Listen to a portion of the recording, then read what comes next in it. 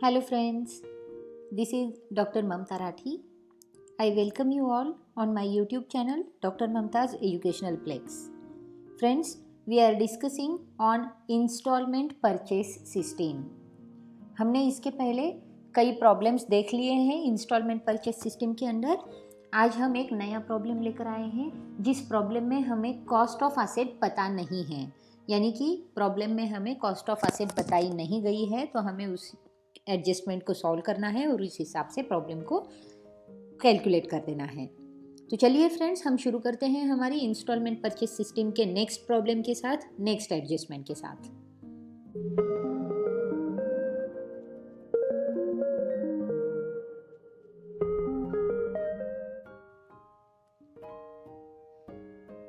सबसे पहले हम हमारी प्रॉब्लम को रीड कर लेते हैं। Mister Rathi purchased on instalment basis machinery on 1st January 2014. The term was that on 31st December each year, a payment of rupees 5,000 has to be made to the Adarsh company, which includes interest 5% on the balance of cash down price due and so on for 5 years, completing the payment in 5 installments. Depreciate the machinery at the rate 10% per annum on reducing balance method. Ascertain the cash down price and show interest suspense account, machinery account in the books of buyer. अब इस problem को हम एक बार highlight कर लेते हैं। क्या क्या इन्फॉर्मेशन हमें दी गई है उसके बारे में हम एक बार देख लेते हैं।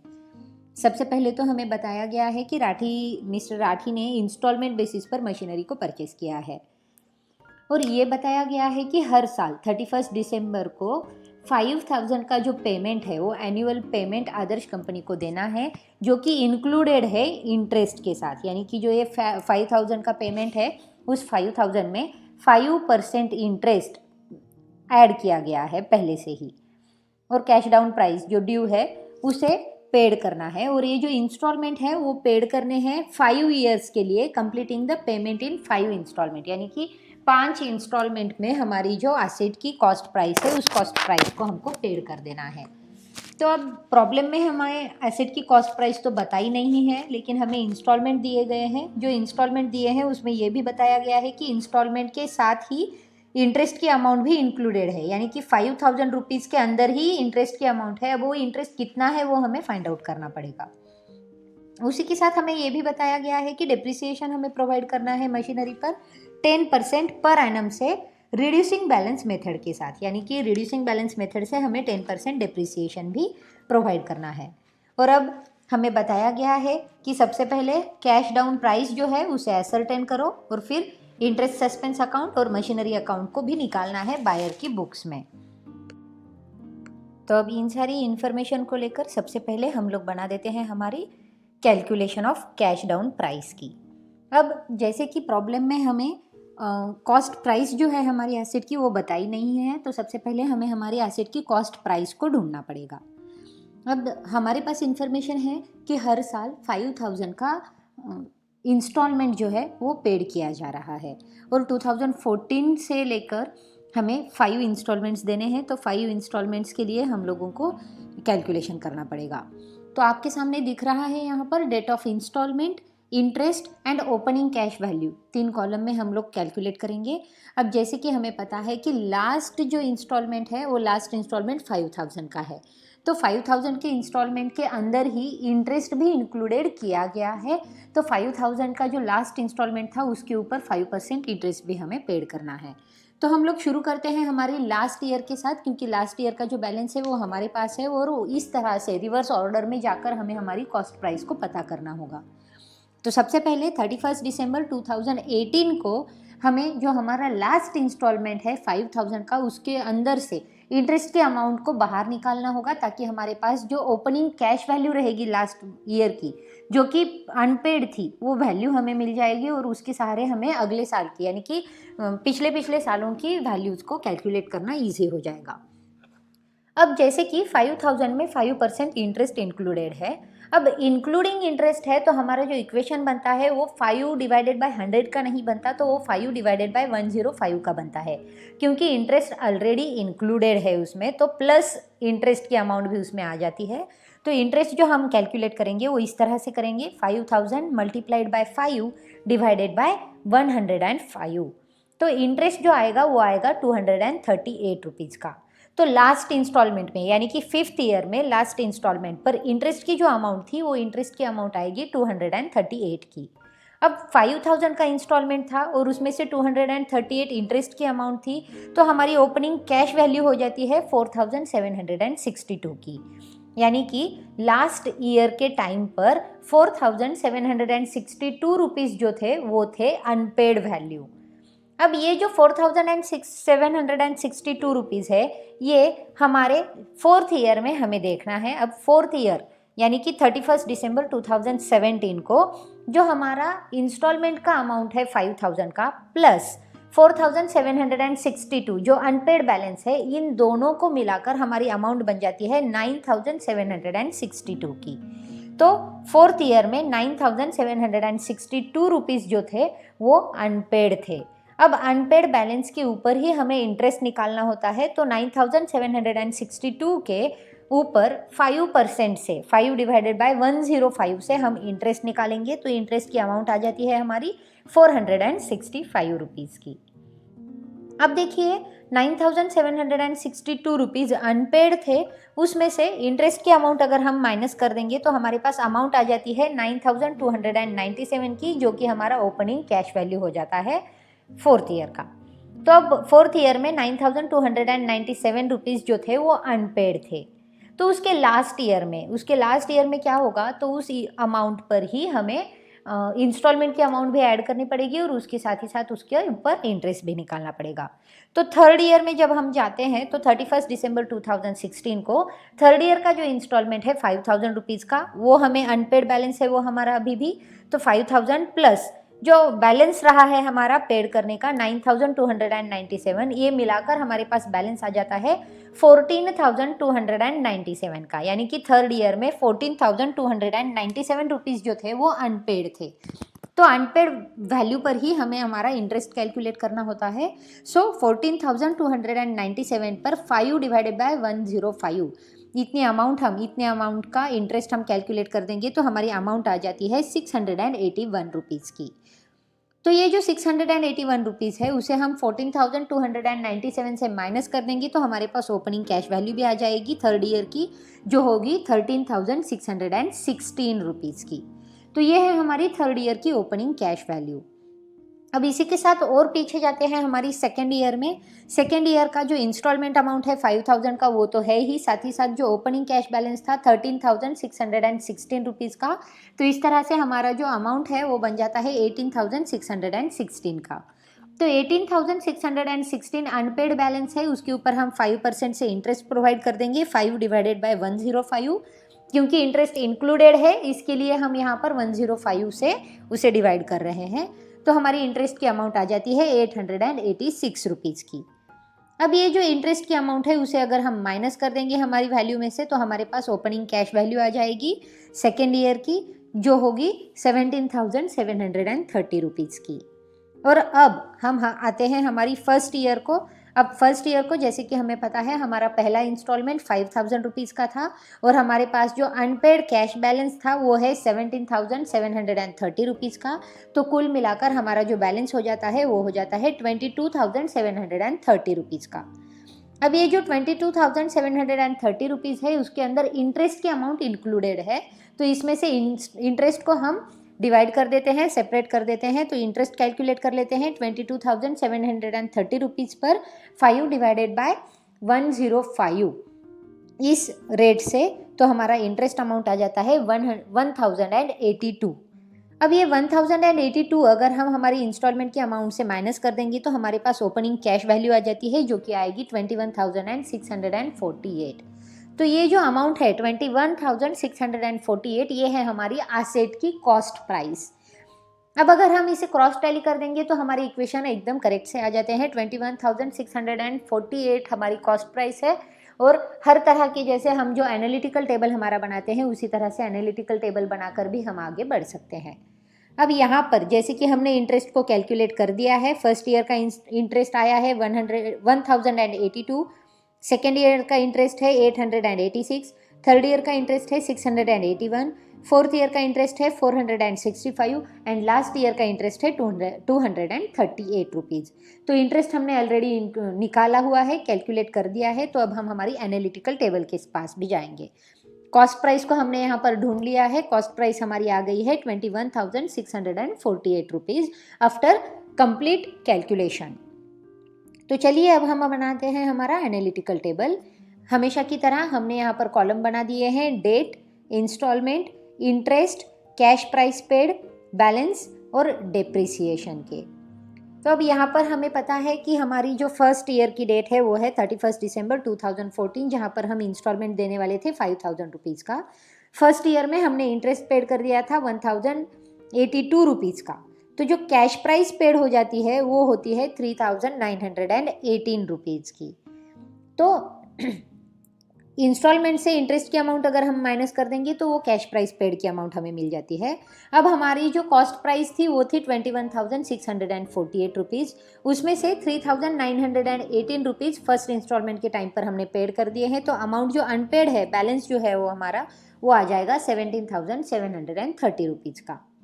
और फर्स्ट ईयर में जैसे कि हमें डेप्रिसिएशन प्रोवाइड करना है तो डेप्रिसिएशन आ जाएगा हमारा 2,165 रुपीज़ का 10% पर एनम से। अब उसी के साथ हम नेक्स्ट ईयर में आ जाएंगे। तो नेक्स्ट ईयर में 31 दिसंबर 2015 को अगेन हमारा इंस्टॉलमेंट है 5,000 का और इंटरेस्ट हमने अभी अभी कैलकुलेट करके रख दिया था 886 रुपीज़ का। तो अब 5,000 में से 886 रुपीज़ इंटरेस्ट के थे, तो एक्चुअल कैश प्राइस जो पेड की गई थी वो है 4,114 रुपीज़ की। अब हमारा जो बैलेंस अनपेड था वो था 17,730 रुपीज़ का, जिसमें से 4,140 रुपीज़ अभी कैश पेड की गई है। तो बैलेंस जो है वो है 13,616 का। और इस ईयर का डेप्रिसिएशन जो आएगा वो डेप्रिसिएशन आएगा 1,948 रुपीज़ का, क्योंकि हम डिमिनिशिंग बैलेंस मेथड से हमारी डेप्रिसिएशन को प्रोवाइड कर रहे हैं। तो डिमिनिशिंग वैल्यू यानी कि ओपनिंग वैल्यू जो रहेगी हमारी, उस ओपनिंग वैल्यू पर हम 10% डेप्रिसिएशन प्रोवाइड करते हैं। नेक्स्ट ईयर में 31 दिसंबर 2016 में अगेन इंस्टॉलमेंट है 5,000 का। इंटरेस्ट हमने कैलकुलेट करके रखा है 681 रुपीज़ का। और हमारी कैश प्राइस जो पेड होगी वो इंस्टॉलमेंट की अमाउंट से इंटरेस्ट हम माइनस कर देंगे, तो 4,319 रुपीज़ का कैश प्राइस पेड हो जाएगा। हमारा बैलेंस था 13,616 का, उसमें से 4,319 रुपीज़ हमने पेड कर दिए हैं। तो अब हमारा बैलेंस बच गया है 9,297 रुपीज़ का।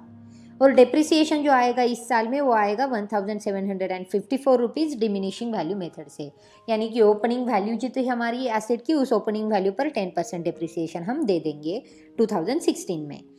अब 2017 यानी कि फोर्थ ईयर को हमारा अगेन इंस्टॉलमेंट आ जाएगा 5,000 का, इंटरेस्ट आ जाएगा 465 रुपीज़ का। कैश प्राइस जो पेड है उसमें से इंस्टॉलमेंट से हम इंटरेस्ट को माइनस कर देंगे, तो अमाउंट आ जाएगी हमारी 4,535 रुपीज़ की। और हमारा बैलेंस जो है वो बैलेंस रह जाएगा 4,762 रुपीज़ का। और फोर्थ ईयर में हमारा जो डिमिनिशिंग बैलेंस मेथड से डेप्रिसिएशन आएगा वो आ जाएगा 1,578 रुपीज़ का। और लास्ट ईयर में जैसे कि हमें पता है लास्ट ईयर में 5,000 रुपीज़ का इंस्टॉलमेंट था हमारा, 238 रुपीज़ हमने इंटरेस्ट ऑलरेडी कैलकुलेट करके रखा था। तो हमारी जो अमाउंट अनपेड है वो अमाउंट 4,765 रुपीज़ आ जाएगी इंटरेस्ट को माइनस करने के बाद भी। और हमारी क्रॉस टैली भी अमाउंट हो जाती है, क्योंकि बैलेंस में भी 4,762 रुपीज़ जो है वो अनपेड दिखा रहे हैं। तो यहाँ पर हमारी पूरी अमाउंट जो है वो अमाउंट पेड हो जाती है और किसी भी तरह का बैलेंस यहाँ पर नहीं रहेगा। लास्ट ईयर में अगेन हम डेप्रिसिएशन प्रोवाइड कर देंगे हमारी ओपनिंग बैलेंस पे। 2018 का जो ओपनिंग बैलेंस है हमारी मशीनरी का, उसके ऊपर 1,420 रुपीज़ का हमने डेप्रिसिएशन पेड कर दिया है। तो इसी तरह से टोटल इंस्टॉलमेंट जो हमने पेड किए हैं वो 25,000 के हैं। टोटल इंटरेस्ट जो पेड किया गया है वो 3,352 रुपीज़ का है। टोटल कैश प्राइस जो है वो 21,648 रुपीज़ की है, जो कि हमने कैलकुलेट करके निकाली थी इसके पहले की टेबल में, क्योंकि हमें कॉस्ट प्राइस जो है एसेट की वो प्रॉब्लम में नहीं दी गई है, उसे हमें एसरटेन करना था, ढूंढना था। तो 21,648 रुपीज़ जो है वो हमारी कॉस्ट की एसेट की कॉस्ट प्राइस रहेगी। और साथ ही साथ जो डिप्रिसिएशन है वो टोटल डिप्रिसिएशन हमने पेड किया है 8,865 रुपीज़ का। तो इसी के साथ हमारा एनालिटिकल टेबल भी रेडी है, हमारे पास कैश बैलेंस भी है, बैलेंस अमाउंट भी है, डिप्रिसिएशन की अमाउंट भी है। तो चलिए अब हम सॉल्व करते हैं हमारी मेन प्रॉब्लम को, यानी कि हमें जो अकाउंट्स मेंटेन करने हैं बायर की बुक्स में, उसे हम मेंटेन करते हैं। सबसे पहले हम मशीनरी अकाउंट निकालेंगे in the books of Rathi brothers. अब बायर्स की बुक्स में हमें निकालने को कहा है तो हम मशीनरी अकाउंट को पहले निकाल देंगे। अब जो मशीनरी थी वो परचेज की गई थी 1 जनवरी 2014 को। तो आदर्श कंपनी के पास से इस मशीनरी को हमने परचेस कर दिया था, तो पहली एंट्री हम यहाँ पर कर देंगे 1 जनवरी 2014 को to Adarsh company account 21,648 rupees. अब ये जो अमाउंट है 21,648 रुपीज़, ये हमें प्रॉब्लम में दी नहीं गई है, इसे हमने एसरटेन किया है, इसे हमें कैलकुलेट किया है। ये हमारी सबसे बड़ी एडजस्टमेंट थी इस प्रॉब्लम की। अब पहले साल में जो डिप्रिसिएशन प्रोवाइड किया था वो 10% डिप्रिसिएशन हमें देना है। जैसे कि हमारी अमाउंट है यहाँ पर 21,648, उसके ऊपर 10% डिप्रिसिएशन आ जाएगा 22,164.8। अब उसको कन्वर्ट करके हम ले लेंगे तो 31 दिसंबर 2014 को at the year and depreciation हम प्रोवाइड कर देंगे 2,165 रुपीज़ से। अब फर्स्ट ईयर में सारी चीज़ें हो जाती है तो अकाउंट यहाँ पर क्लोज कर देना होगा हमें, सेम अमाउंट से हमारी अकाउंट भी क्लोज हो जाएगी और जो बैलेंस बचेगा उसको हमें कैरी डाउन दिखाना है। सो 31 दिसंबर 2014 को by balance carry down 19,483 rupees. अब ये जो कैरी डाउन बैलेंस है वो नेक्स्ट ईयर का ओपनिंग बैलेंस हो जाएगा। सो नेक्स्ट ईयर में डेबिट साइड में 1 जनवरी 2015 को to balance brought down 19,483 rupees. अब इस ईयर का जो डिप्रिसिएशन है, यानी कि ये जो ओपनिंग बैलेंस है 19,483 का, इसके ऊपर हमें 10% से डिप्रिसिएशन प्रोवाइड करना होगा। तो at the year and credit side में 31 दिसंबर 2015 को बाय डिप्रिसिएशन अकाउंट 1,948 रुपीज़ का डिप्रिसिएशन हम प्रोवाइड कर देंगे। इसी के साथ हमारा अकाउंट क्लोज हो जाएगा सेम अमाउंट के साथ और अब हमें बैलेंस कैरिड डाउन दिखाना है जो कि आएगा 17,535 रुपीज़ का। अब ये जो बैलेंस कैरिड डाउन है वो नेक्स्ट ईयर में बैलेंस ब्रॉट डाउन हो जाएगा, तो डेबिट साइड में हम इसे लिख देंगे 17,535 रुपीज़ से। अब इस अमाउंट पर 10% डिप्रिसिएशन हम प्रोवाइड कर देंगे क्रेडिट साइड में eight the end of the year, तो वो 10% डिप्रिसिएशन आता है 1,754 रुपीज़। अब इस ईयर का भी अकाउंट हमें क्लोज कर देना है और हमारा बैलेंस कैरिड डाउन जो आएगा 31 दिसंबर 2016 में वो आ जाएगा 15,781 रुपीज़ का। अब ये जो कैरिड डाउन बैलेंस है वो नेक्स्ट ईयर का ओपनिंग बैलेंस बन जाएगा। सो नेक्स्ट ईयर में 1 जनवरी 2017 को डेबिट साइड में to balance brought down 15,781 rupees आ जाएगा। अब इस अमाउंट पर फिर से हम 10% डिप्रिसिएशन देंगे। जैसे कि हम डिमिनिशिंग वैल्यू मेथड यूज़ कर रहे हैं डिप्रिसिएशन को, तो हर साल की जो ओपनिंग बैलेंस होंगी हमारी एसेट वैल्यू की, तो उसी के ऊपर हमें डिप्रिसिएशन प्रोवाइड करना पड़ता है। तो 31 दिसंबर 2017 को बाय डिप्रिसिएशन अकाउंट 1,578 रुपीज़। इसी के साथ हमारा अकाउंट क्लोज हो जाएगा और हमारे पास बैलेंस कैरिड डाउन आ जाएगा क्रेडिट साइड में, जो जिसकी अमाउंट है 14,203 रुपीज़। अब ये हो जाएगा नेक्स्ट ईयर का opening balance to balance brought down 14,203 rupees. इस अमाउंट पर अगेन 10% डिप्रिसिएशन हम प्रोवाइड कर देंगे at the end of the year credit side में, जिसकी अमाउंट आएगी 1,420 रुपीज़। अकाउंट क्लोज हो जाएगा इसी के साथ और बैलेंस कैरिड डाउन आ जाएगा हमारे पास क्रेडिट साइड में 12,783 रुपीज़ का, जो कि नेक्स्ट ईयर का ओपनिंग बैलेंस होगा, तो उसे हम यहाँ पर रिकॉर्ड करके रख देते हैं 1 जनवरी 2018 को to balance brought down 12,783 rupees. तो इस तरह से बहुत ही सिंपल तरीके से हमारी ओपनिंग बैलेंस को हमें यहाँ पर लिखना है, डिप्रिसिएशन प्रोवाइड कर देना है और जो कैरिड बैलेंस है उसे कैलकुलेट कर देना है और इसी तरह से हमारा मशीनरी अकाउंट हमें बनाना है। तो बहुत ही सिंपल तरीके से हमारा मशीनरी अकाउंट बन के रेडी है। अब हम हमारी नेक्स्ट अकाउंट को बनाएंगे जो कि हमारा है इंटरेस्ट सस्पेंस अकाउंट। अब जैसे कि इंस्टॉलमेंट सिस्टम में हम बात कर रहे हैं, तो इंस्टॉलमेंट सिस्टम में इंटरेस्ट सस्पेंस एक एडिशनल अकाउंट बन जाता है और यहाँ पर हम हमारे टोटल इंटरेस्ट की एंट्री पहले ही कर देते हैं और उसके टोटल इंटरेस्ट में से फिर इंटरेस्ट अकाउंट के नाम पर हम हर साल जितना इंटरेस्ट लगेगा उतनी इंटरेस्ट के अमाउंट को ट्रांसफ़र कर देते हैं। तो 1 जनवरी 2014 को हमने एग्री कर दिया था आदर्श कंपनी को 3,352 रुपीज़ का इंटरेस्ट पेड करने के लिए। तो हमारी इंटरेस्ट सस्पेंस अकाउंट की डेबिट साइड में ये एंट्री आ जाती है 1 जनवरी 2014 को to Adarsh company account 3,352 rupees. अब 2014 में एक्चुअल इंटरेस्ट जो पेड किया गया था उसे हमें ट्रांसफ़र कर देना है हमारी इंटरेस्ट अकाउंट के साथ। तो फर्स्ट ईयर का जो इंटरेस्ट है उसे हम ट्रांसफ़र कर देंगे। तो इंटरेस्ट सस्पेंस अकाउंट की क्रेडिट साइड में 31 दिसंबर 2014 को बाय इंटरेस्ट अकाउंट 1,081 रुपीज़। तो ये हमारी अमाउंट यहाँ पर आ जाती है, 1,082 रुपीज़। तो अब जो इंटरेस्ट हमने पेड कर दिया है, हमारे पूरे ट्रांजैक्शन 2014 के हो चुके हैं इंटरेस्ट के, तो हम अकाउंट क्लोज कर देते हैं और अकाउंट क्लोज करने के बाद हम हमारा बैलेंस कैरी डाउन निकाल देते हैं इंटरेस्ट सस्पेंस अकाउंट का, जो आएगा 2,270 रुपीज़ का। अब ये जो बैलेंस कैरी डाउन था वो नेक्स्ट ईयर में बैलेंस ब्रॉड डाउन बन जाएगा। सो 1 जनवरी 2015 को बैलेंस ब्रॉड डाउन आएगा 2,270 रुपीज़ का। अब 2015 में हमने इंटरेस्ट पेड किया था उसे हमें ट्रांसफ़र कर देना है इंटरेस्ट अकाउंट पे। तो क्रेडिट साइड में बाय इंटरेस्ट अकाउंट 886 रुपीज़। अब अगेन हमारे अकाउंट क्लोज हो जाएंगे और हमारे पास बैलेंस कैरी डाउन आ जाएगा, जो कि अमाउंट रहेगी हमारी 1,384 रुपीज़ की। तो ये बैलेंस कैरी डाउन हमारे पास हो जाएगा। ये जो बैलेंस कैरी डाउन है उसे नेक्स्ट ईयर में हम बैलेंस ब्रॉड डाउन कर देंगे, जो कि ओपनिंग बैलेंस हो जाएगा हमारी इंटरेस्ट सस्पेंस अकाउंट का, 1,384 रुपीज़ का। अब अगेन 2016 में हमें इंटरेस्ट के अमाउंट को ट्रांसफ़र कर देना है इंटरेस्ट अकाउंट पर। तो 31 दिसंबर 2016 को क्रेडिट साइड में बाय इंटरेस्ट अकाउंट 681 रुपीज़, और इसी के साथ हमारा अकाउंट क्लोज हो जाता है 2016 का और हमारे पास बैलेंस कैरिड डाउन आ जाएगा 703 रुपीज़ का। ये 703 रुपीज़ का बैलेंस हम ब्रॉड डाउन कर देते हैं 1 जनवरी 2017 को डेबिट साइड में to balance brought down 703 rupees, और साथ ही साथ हम 31 दिसंबर 2017 को इंटरेस्ट पेड कर देंगे 465 रुपीज़ का, और अगेन अकाउंट्स को क्लोज कर देंगे। और लास्ट ईयर में हमारा जो 31 दिसंबर 2017 का बैलेंस कैरिड डाउन है वो आ जाएगा 238 रुपीज़ का।